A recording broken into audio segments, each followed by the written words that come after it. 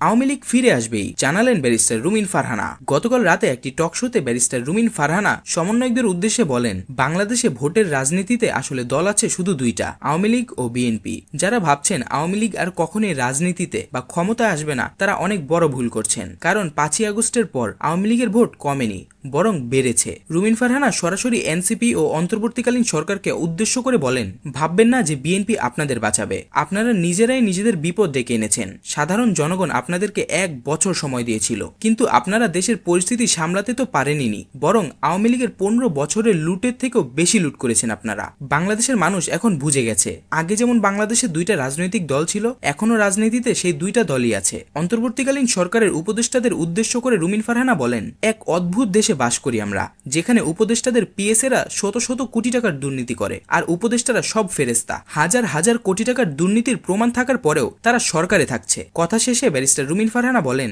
এই 5ই আগস্ট শেখ হাসিনা পদত্যাগ না করলে আসলে বোঝাই যেত না যে কেন বাংলাদেশে আওয়ামী লীগ ও বিএনপি ছাড়া জনগণ অন্য কাউকে পছন্দ করে না। যত খারাপই হোক, দেশ চালানোর ক্ষমতা আসলে এই দুই দলেরই আছে। ভিডিওটি ভালো লেগে থাকলে আমার ইউটিউব চ্যানেলটিকে সাবস্ক্রাইব করে পাশে থাকা বেল আইকনটি বাজিয়ে দিন।